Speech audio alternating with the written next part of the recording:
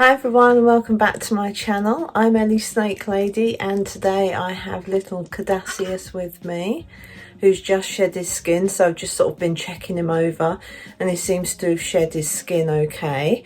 So yeah, he's doing pretty good. So today I kind of wanted to cover a few sort of basic questions that probably a lot of snake owners will kind of know the answer to, but it's questions that I've been asked by people who are not snake owners and you know they don't really know much about snakes, so they ask me these questions and yeah, so I've got 6 of them and I'm just going to sort of do a little reply to those on this video today. So yeah, without any further ado, I should just get straight on with that, and thanks very much for watching. So I do have some notes here as per usual, so just so I don't forget anything. First question that I get asked is, do snakes' eyes move? Snakes' eyes can move, but obviously they can't blink because they don't have any eyelids. Snakes' eyes are covered with a scale, so they do not blink, but their pupils do move. You cannot see it, but they do contract and open, which is what I've seen if ever I've got my snakes out from a dark place and into the sunlight sort of thing.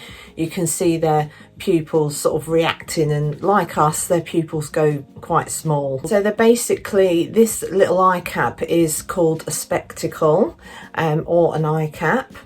And this is just for protection because obviously they don't have eyelids, so they can't blink. So this scale is just for protection over their eyes, you know, from anything, I don't know, dust or anything that's remotely sharp, you know, that kind of thing. So before snakes shed, 2 fresh lenses grow into place.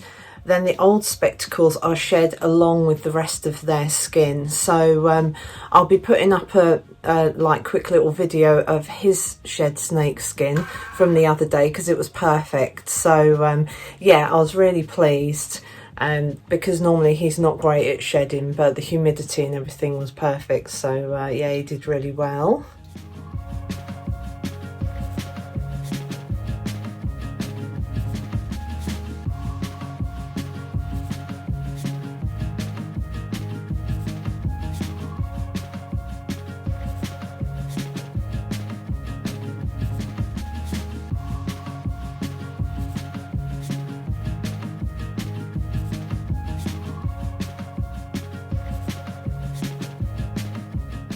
So yeah, so he got all his skin off. So yes, in reply to that question, yes, their eyes do move, but they just can't blink because they don't have eyelids, but they do have the scale that helps protect their eyes. Okay, so another question I get asked is, do snakes have ears? So snakes don't have external ears like we do, but they do have all the parts for an inner ear. They have stapes, which are called columella.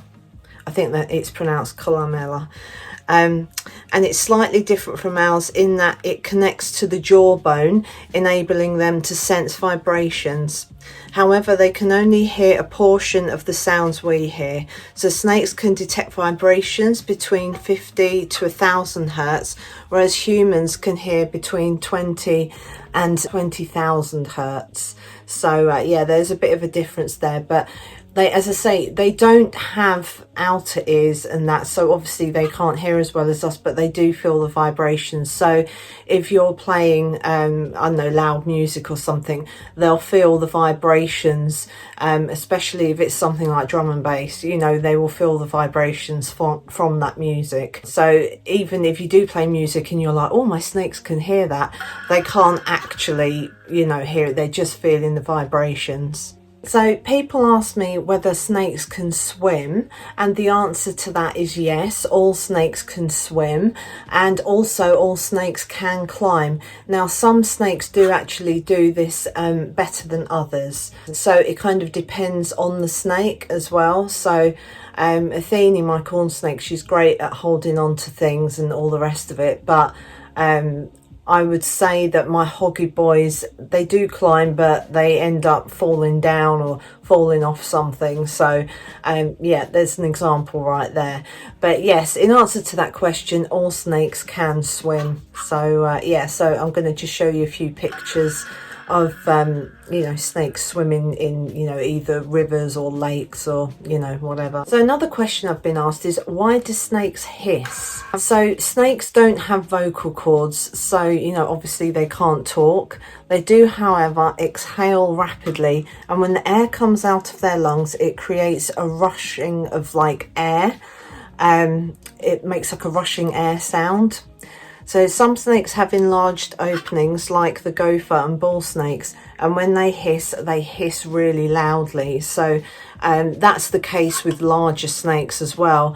I think I went to a pet shop one time, and they had a Burmese python there, and the guy told me that when that python hisses, it sounds like one of those compressors going off, you know, making like a real loud hissing sound. So, and generally with my snakes, if they do make like a sort of little hissing sound or whatever, it's just because they're disgruntled with me and they don't want me getting them out from, you know, their nice little cozy hiding place. So I have had that a couple of times from my snakes. They'll either do that or they'll rattle their tails. So yeah, so that's the answer to that question. Another question I've been asked is, how do snakes hold the venom? So obviously this is about venomous snakes.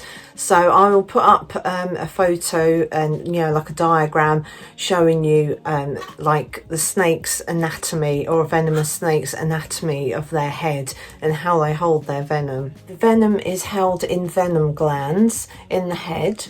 And when the snake wants to inject the venom, there are muscles that surround these glands, and the snake squeezes the muscles, which forces the venom through the specialised teeth that they have.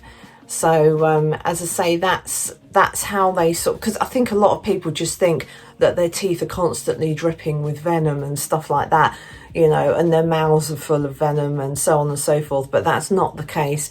They are, as I say, they're held in special glands in their heads, and those muscles do squeeze the glands. And yeah, and that, so once the snake's bitten into something, those glands will then be triggered. All those muscles will be triggered to squeeze the glands, and then that's when the venom comes out. The last but not least, this question is, what is the most venomous snake or snakes in the world? So there are two highly venomous snakes. Now some people might sort of have different ideas or opinions on what the most venomous snakes are, but this is what I found online while doing some research. So as I say, there are two, and the most venomous snake that lives in the water is obviously a sea snake, which is part of the cobra family. Now, I didn't know that, so I would like to do a little bit more research on sea snakes and maybe talk about them in the future. I think that will be a future video. But yes, as I say, I've heard that they are one of the absolute most venomous snakes, so you don't want to be going anywhere near them. And the most venomous land snake is the inland taipan. I don't know how you pronounce that. I've always read it, but I never know how to pronounce it. I'm rubbish at pronouncing things. But yes, so the inland taipan, it basically lives in the Australian outback. And as I'm sure a lot of you know, that, you know, Australia's got a whole ton of different kinds of snakes, and, you know, especially venomous ones. So yeah, it's one place that I don't think I'd like to go, and obviously it's not because of the venomous snakes, you know, it's actually tarantulas and things like that. That's my little phobia, is spiders and tarantulas. Now, I'd never like kill anything like that. If I see a spider in my house, I put it outside. But Australia's not really somewhere, especially the outback of Australia, where you know, it's not somewhere I'd want to go.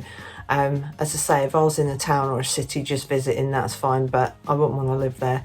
But anyway, each to their own. So I'm quite happy staying in the UK, where there's adders, grass snakes, and I can't remember the third one right now off the top of my head. But yeah, so yeah, so they're the answers to those questions that I've been asked in the past, and I just kind of thought I would touch on that, because I've never really sort of spoken, especially about the anatomy of snakes and things like that. I mean, I know this is only very brief and it's concentrating more on the head part with the venom bit, but But yeah, so I just thought I would touch on that and answer some questions. So yeah, I'm hoping that you've enjoyed this video and got something out of it. And if you have, then please like and subscribe. And when you do subscribe, please hit that bell notification and click all to get notifications of all my latest videos.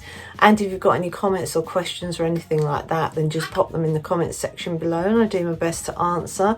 But for now, from myself and a very squiggly Cardassius, it is goodbye, and we'll see you in my next video. Thanks very much for watching. Oh my gosh, this boy is crazy. He just wants to go everywhere.